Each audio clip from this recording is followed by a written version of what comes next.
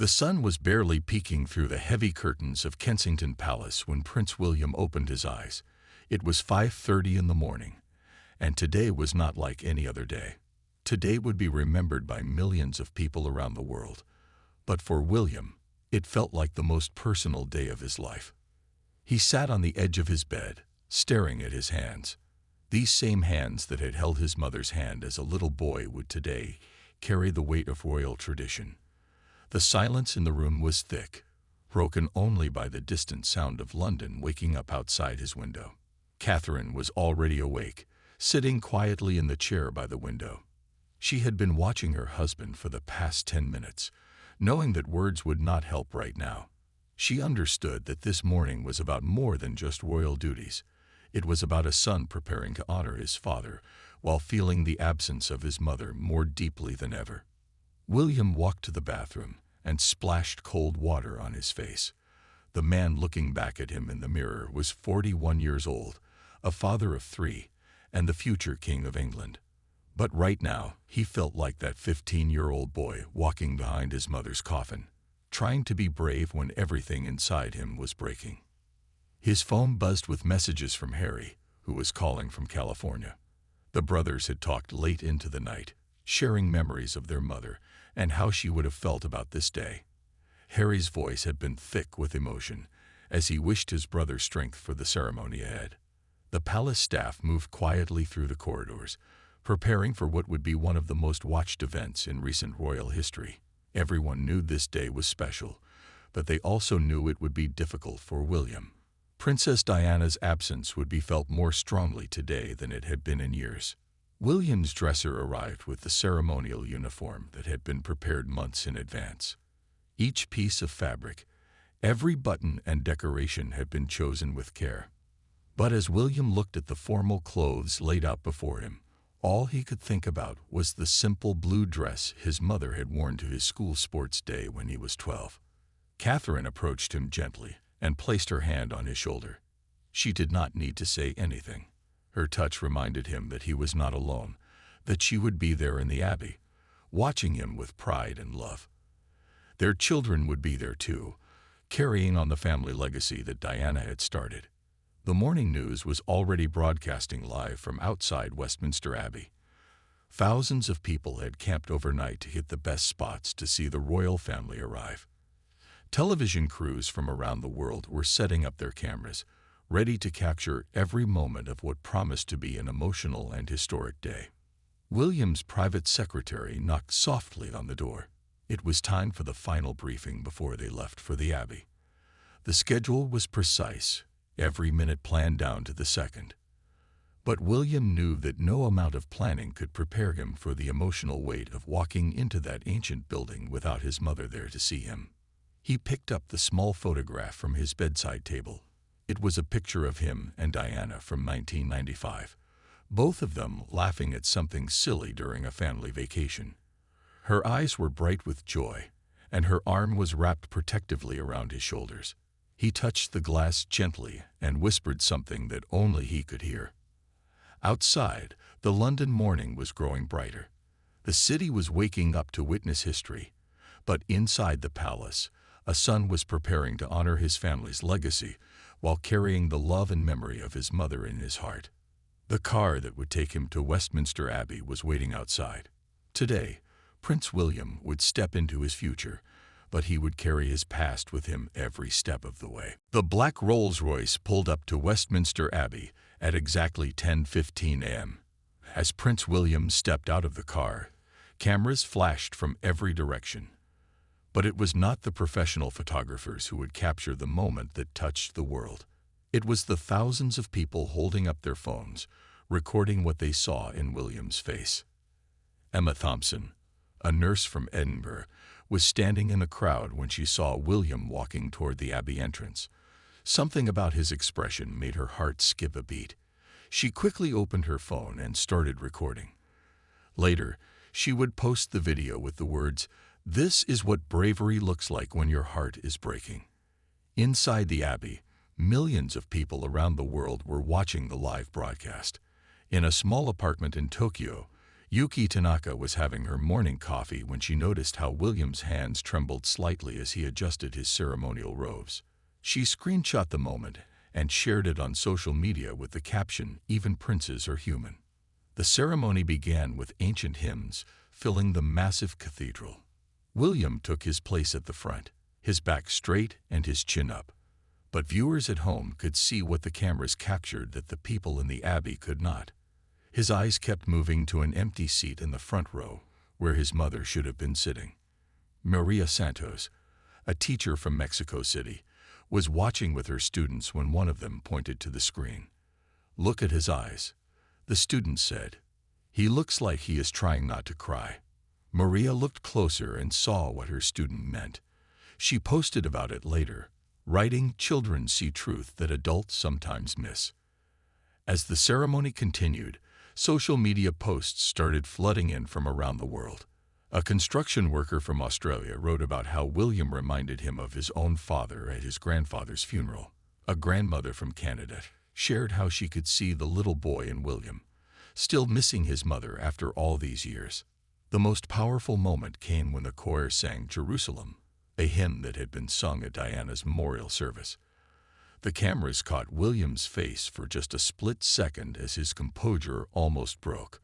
His hand moved slightly toward his heart, and then he straightened his shoulders and lifted his chin higher. Within minutes, that moment was being shared across every social media platform. Someone had slowed down the video to show exactly when William's expression changed. Another person had put the clip side by side with footage of young William at his mother's funeral, showing how he had learned to be strong in public while grieving in private. Dr. Sarah Mitchell, a grief counselor from London, watched the ceremony from her office. She saw something in William's behavior that reminded her of her own patience. Later, she would write a post that went viral, explaining how William was showing the world what healthy grieving looked like. "He is not hiding his pain," she wrote. "He is carrying it with dignity." By noon, hashtags about William's emotional strength were trending worldwide. People were not just watching a royal ceremony anymore. They were witnessing a deeply human moment that reminded everyone that love and loss are universal experiences, even for future kings. The ceremony continued, but the conversation online had shifted. This was no longer just about royal tradition. It was about a son honoring his mother's memory while stepping into his destiny. And the whole world was watching with tears in their eyes. The Archbishop of Canterbury stepped forward with the ceremonial sword that had been used in royal ceremonies for over 400 years. Prince William knelt on the ancient stone floor of Westminster Abbey, feeling the weight of centuries pressing down on his shoulders. This was the moment his entire life had been preparing him for, yet nothing could have prepared him for how it would actually feel. The sword was heavier than William had expected during the rehearsals. As the Archbishop placed it across his hands, William thought about all the kings who had held this same weapon before him. His father had knelt in this exact spot decades ago. His grandfather had done the same. The chain of tradition stretched back through time, but today it felt more personal than historical. Catherine watched from her seat in the front row, her hands folded tightly in her lap. She could see the tension in her husband's shoulders, the way he was holding his breath during the most solemn moments. She knew that behind his calm expression, his mind was racing with thoughts of his mother and how proud she would have been to see this day. The ceremony required William to make several vows, each one spoken in a voice that needed to carry to every corner of the massive cathedral. His voice was steady, but those who knew him well could hear the slight tremor when he promised to serve his people with honor and dedication. These were not just words he was speaking to the congregation. They were promises he was making to his mother's memory. In the royal box, his children sat perfectly still, dressed in their formal clothes. Prince George, now old enough to understand the importance of the day, watched his father with wide eyes. Princess Charlotte held her younger brother Louis's hand, both of them sensing that something very important was happening, even if they could not fully understand what it meant. The most challenging part of the ceremony came when William had to walk alone to the altar where his father's crown was waiting. The distance was only about 50 feet, but it felt like the longest walk of his life. Each step echoed in the silent Abbey, and William could feel the eyes of 2,000 guests and millions of viewers around the world watching his every move. As he approached the crown, William's thoughts drifted to a conversation he had with his mother when he was just 8 years old. Diana had told him that being royal was not about wearing crowns or living in palaces. It was about using your position to help people who needed help.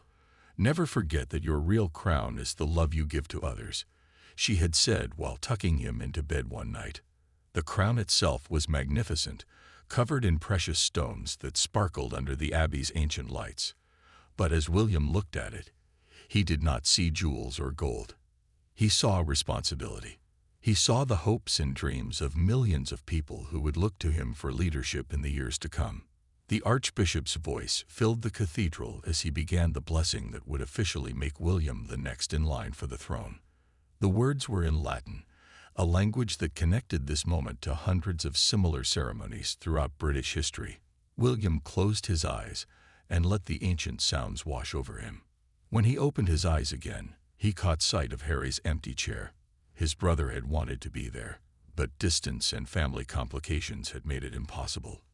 William whispered a silent prayer that someday they would stand together again as they had when they were boys, united in their love for their mother and their commitment to the people they served.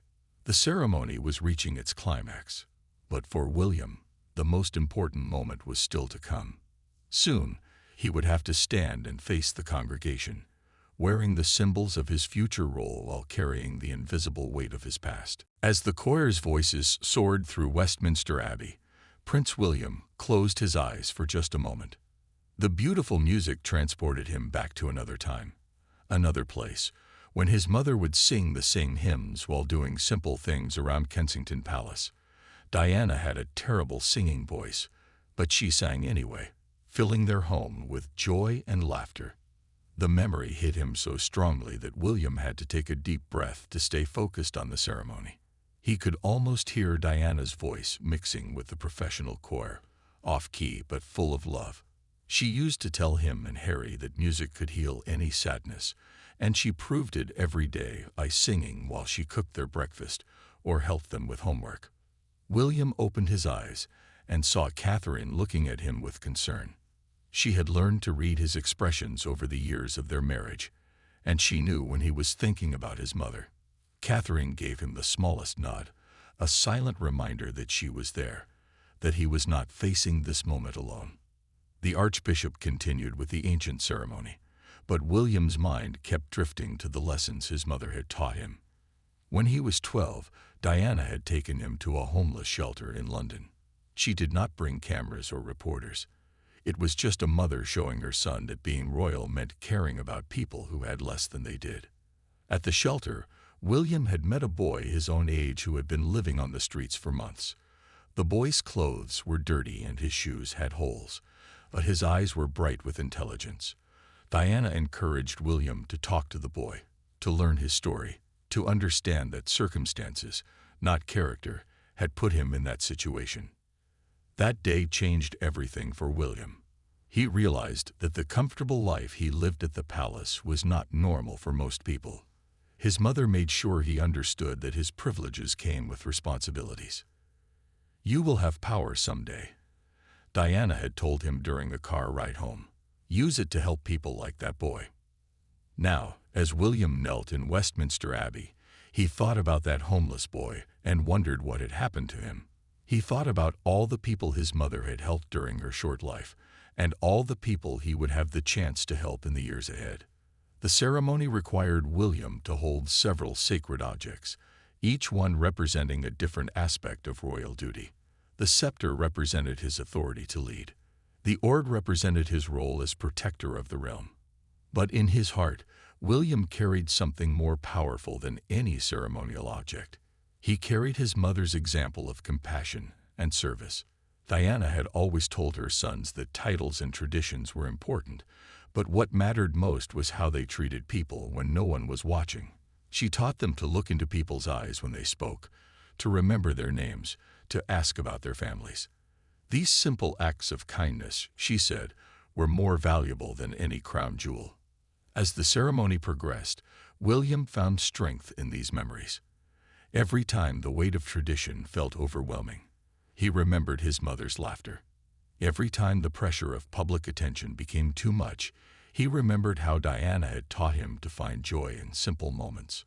The most powerful memory came suddenly, without warning. William remembered the last conversation he had with his mother before she died. They had talked about his future, about the kind of king he wanted to become.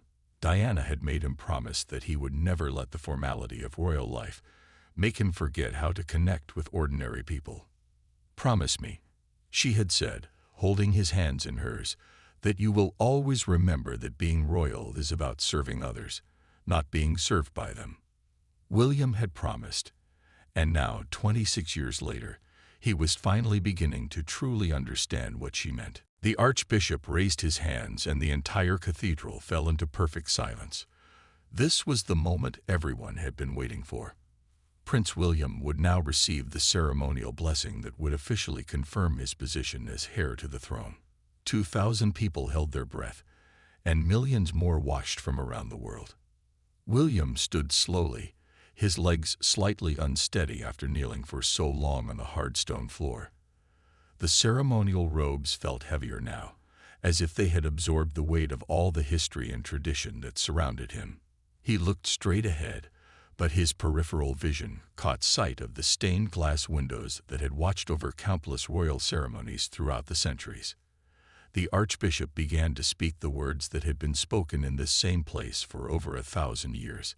Each syllable echoed off the ancient walls, mixing with the whispered prayers of the congregation. William tried to focus on the words, but his heart was beating so loudly he could barely hear anything else.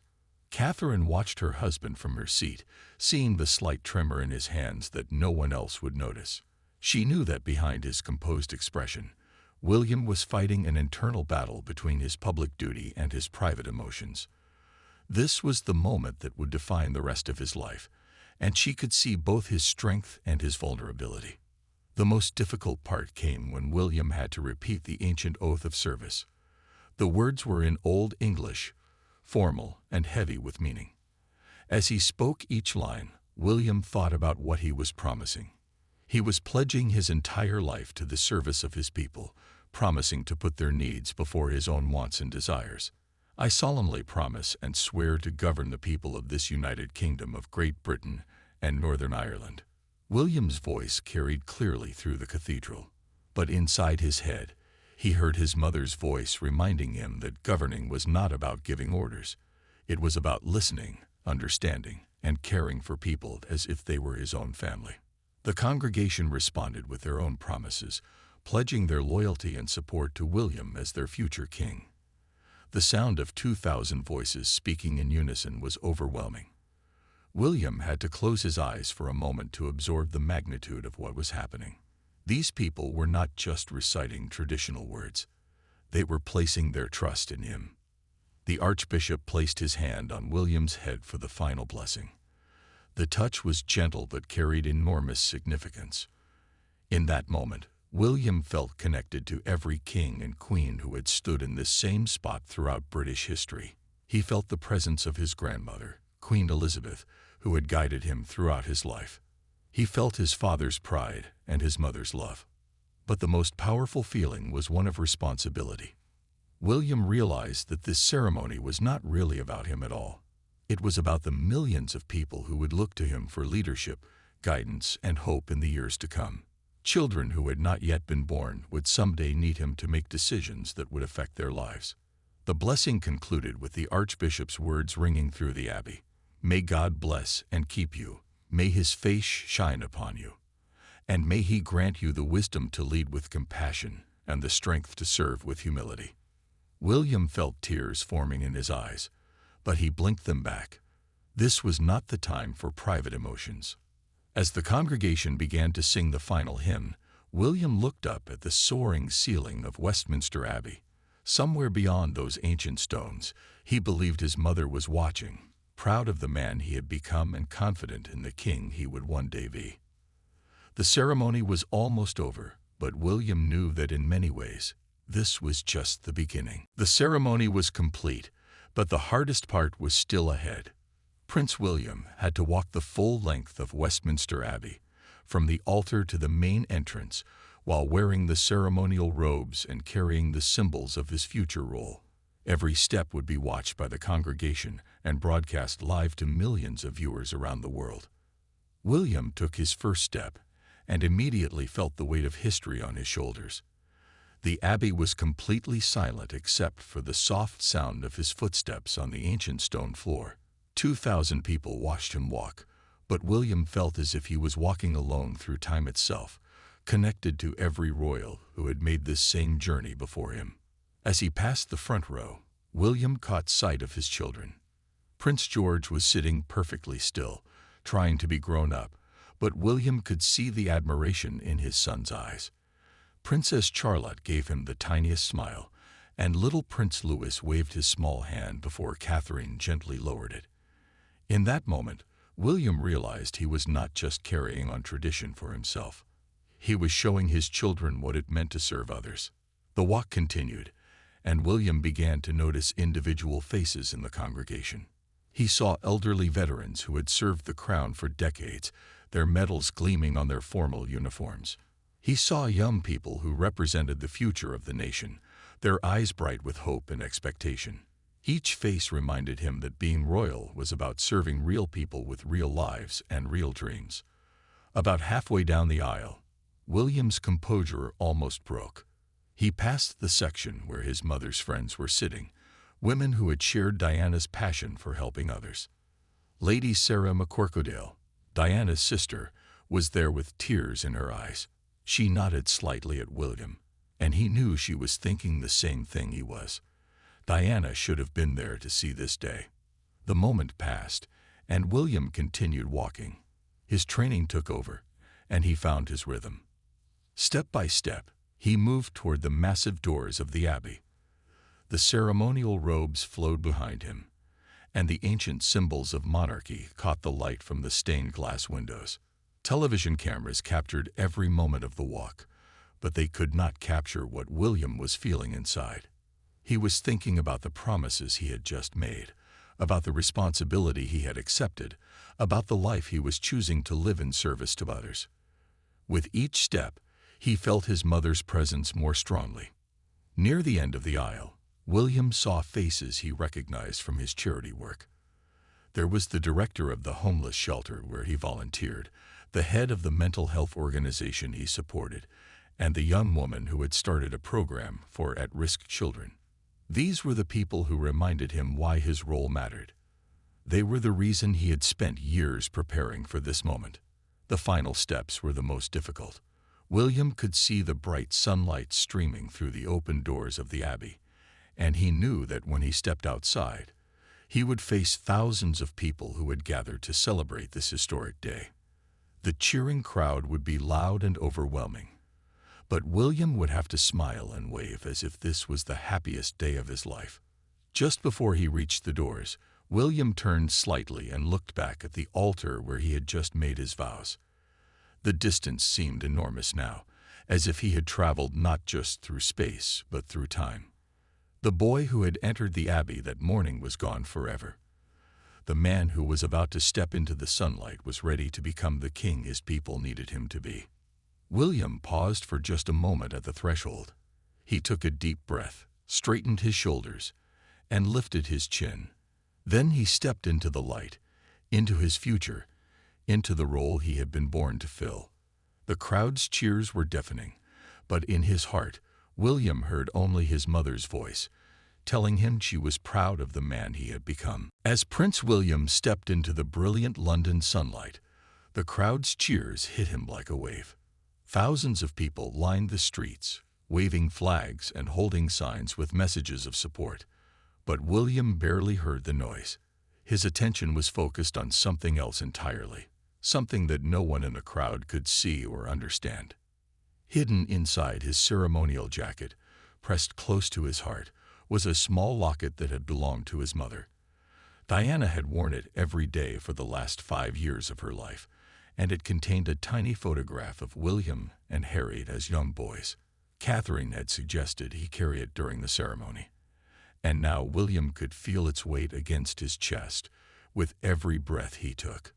The locket was not the only connection to Diana that William carried that day. Sewn into the lining of his ceremonial robe, invisible to everyone else, was a small piece of fabric from one of his mother's favorite dresses. It was a pale blue silk that she had worn to his school graduation, and William could still remember how beautiful she had looked that day, beaming with pride as he received his diploma. As William walked toward the waiting carriage that would take him back to Buckingham Palace, he touched the spot where the locket rested. The small gesture was captured by photographers, but they had no idea what it meant. To them, it looked like William was simply adjusting his jacket. In reality, he was drawing strength from his mother's presence, feeling her love even though she could not be there in person. The carriage ride through London gave William time to process what had just happened. The streets were packed with people celebrating, but inside the ornate carriage, William felt a strange mixture of triumph and sadness. He had just completed one of the most important ceremonies of his life, but the person he most wanted to share it with was not there to see it. Catherine sat beside him in the carriage, understanding without words what her husband was feeling. She had watched him prepare for this day for months, knowing that every aspect of the ceremony would remind him of his mother. The hymns they sang were ones Diana had loved. The flowers decorating the Abbey were varieties from Diana's favorite garden. Even the route they were taking back to the palace passed by places where Diana had made some of her most important public appearances. As the carriage moved slowly through the cheering crowds, William remembered a conversation he had with his grandmother, Queen Elizabeth, just days before she passed away. She had told him that carrying on royal traditions was not about repeating the past exactly as it had always been done. It was about taking the best parts of history and making them relevant for the future. "Your mother understood that," the Queen had said in her gentle voice. She knew that being royal was not about following rules blindly. It was about using those rules to help people in new and meaningful ways. The Queen had then told William something that surprised him. She said that Diana's greatest gift to the royal family was not her beauty or her charity work. It was her ability to make people feel seen and valued. Now, sitting in the carriage and watching the celebrating crowds, William finally understood what his grandmother had meant. The people lining the streets were not just celebrating a royal ceremony. They were celebrating the hope that their future king would lead with the same compassion and authenticity that his mother had shown. When the carriage reached Buckingham Palace, William could see his staff waiting on the steps to welcome him home. But his eyes were drawn to something else. In one of the upper windows of the palace, he could see a small display that Catherine had arranged without telling him. It was a collection of his mother's favorite photographs, positioned so that Diana's smiling face would be the first thing William saw when he returned from the ceremony. The gesture was so thoughtful and so perfectly timed that William felt his emotions threaten to overwhelm him. For the first time all day, he allowed himself to truly feel the depth of his loss and his love. His mother was gone, but her influence on his life was stronger than ever. Every decision he would make as king would be guided by the lessons she had taught him about kindness, service, and putting other people first. As William stepped out of the carriage and walked toward the palace entrance, he touched the locket one more time. He whispered a quiet thank you that only he could hear, knowing that somehow, somewhere, his mother was smiling. The famous balcony of Buckingham Palace had witnessed countless historic moments, but as Prince William stepped onto it that afternoon, something extraordinary happened. The massive crowd below fell silent for just a few seconds, as if the entire city was holding its breath. In that moment of perfect quiet, William felt the full weight of what his life had just become. The balcony doors opened, and William emerged first, followed by Catherine and their 3 children. The sight of the royal family together brought thunderous cheers from the crowd below, but William's attention was caught by something else entirely. In the front row of spectators, he spotted an elderly woman holding a photograph of Princess Diana. She was crying, but she was also smiling, and when she saw William looking at her, she raised the photograph higher. Prince George tugged on his father's ceremonial jacket, and pointed down at the crowd. "Daddy, why are they all so happy?" the young boy asked in his clear voice. William knelt down to his son's level, temporarily forgetting about the thousands of people watching and the cameras recording every word. "They are happy because today we promised to take care of them," William explained simply, "just like Granny Diana taught us to do." The mention of Diana's name seemed to carry on the wind, because suddenly more photographs of the late princess appeared in the crowd. People had brought pictures of Diana holding baby William, Diana at charity events, Diana laughing with her sons. It was as if the crowd wanted to include her in this moment, to show William that they remembered her and honored her memory. Catherine noticed what was happening and gently took William's hand. She squeezed it 3 times, a private signal they had developed years ago that meant, "I love you and I am here with you." William squeezed back twice, their code for thank you. It was a tiny exchange that no one else could see, but it gave William the strength he needed to continue. The traditional balcony appearance called for William to wave at specific intervals and to acknowledge different sections of the crowd. But as he looked down at the sea of faces, William found himself making eye contact with individuals instead of simply waving at the masses. He saw a young mother holding up her baby, hoping the child would remember this historic day. He saw veterans in their military uniforms, standing proudly despite their advanced age. He saw children on their parents' shoulders, their faces bright with excitement. The most moving moment came when William noticed a group of people from various charities he supported. They were wearing special badges that identified them as volunteers and charity workers.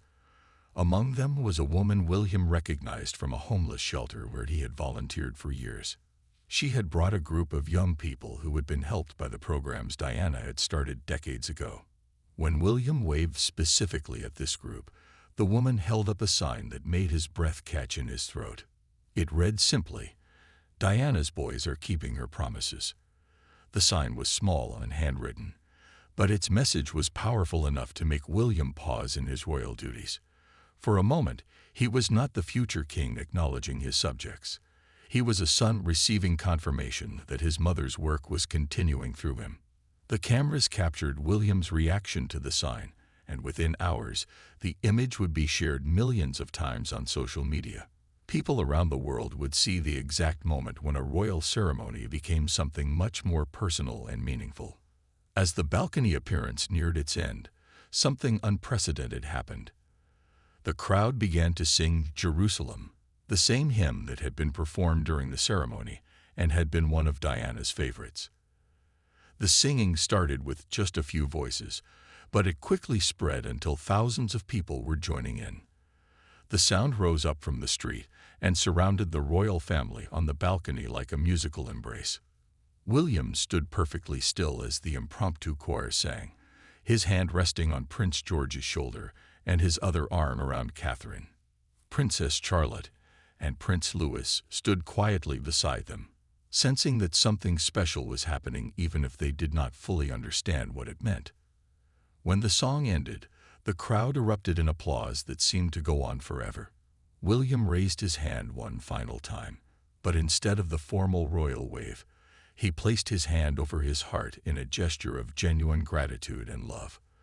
The crowd understood the meaning immediately, and their cheers became even louder. As the royal family turned to go back inside the palace, William took one last look at the crowd.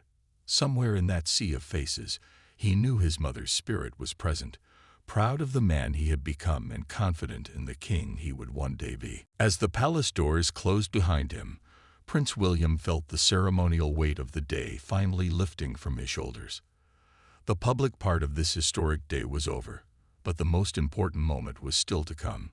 In the quiet privacy of his family's quarters, William would finally have the chance to process what had just happened and what it meant for the rest of his life. Catherine helped him out of the heavy ceremonial robes, carefully hanging each piece in the wardrobe where they would wait for the next royal occasion. Their children had been taken to the nursery for their afternoon rest, leaving William and Catherine alone for the first time since early that morning. The silence felt strange after hours of music, cheering, and ceremony. William walked to the window that overlooked the palace gardens.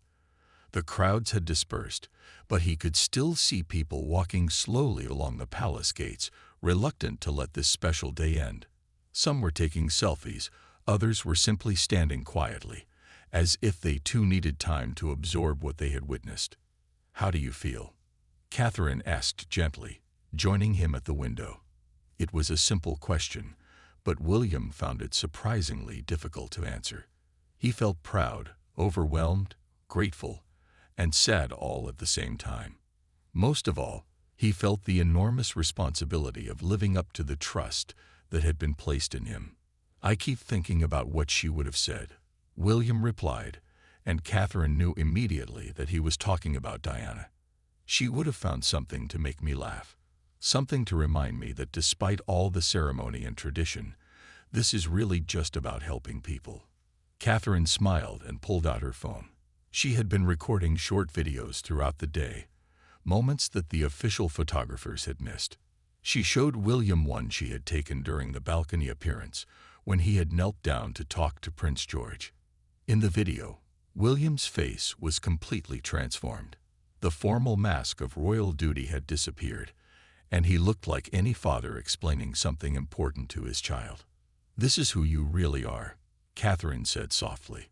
"This is the king you will become, not because of the crown or the ceremony, but because of the heart Diana gave you." William watched the video again, seeing himself through Catherine's eyes. She was right.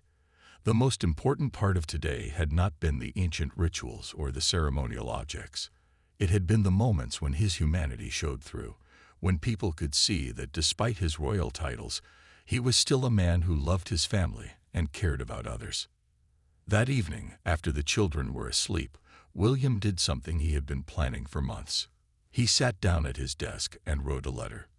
It was not an official royal communication or a public statement. It was a private letter to his mother, telling her about the day and making her a promise about the future. In the letter, William described the ceremony, the crowds, and the overwhelming feeling of stepping into his destiny. But mostly, he wrote about the lessons she had taught him and how they would guide every decision he made as king. He promised to remember that real power comes from serving others, not from being served by them. He promised to use his position to help people who needed help, just as she had done. The most important promise came at the end of the letter. William wrote that he would raise his own children the way Diana had raised him and Harry, teaching them that being royal was not about privilege but about responsibility. He would make sure they understood that their comfortable lives came with the obligation to make life better for others. When the letter was finished, William sealed it in an envelope and placed it in a special box where he kept his most treasured possessions. The letter would never be sent, but writing it helped him understand what this day really meant. It was not an ending but a beginning. It was not about what he had received, but about what he had promised to give. As William prepared for bed that night, he looked once more at the photograph of Diana that Catherine had placed on his nightstand. In the picture, Diana was laughing, her eyes bright with joy and mischief. William touched the glass gently and whispered, "I will not let you down." Outside his window, London was settling into sleep, but in royal households around the world, people were still talking about what they had witnessed. They had seen a ceremony that honored the past while pointing toward the future. They had seen a man accept the greatest responsibility of his life, while never forgetting where he came from or who had shaped him. Most importantly, they had seen proof that love never dies, that the best parts of people live on in the hearts and actions of those they leave behind. Princess Diana was gone, but her legacy would continue through her son, the future king who would rule with her compassion, her authenticity, and her unwavering commitment to making the world a better place for everyone.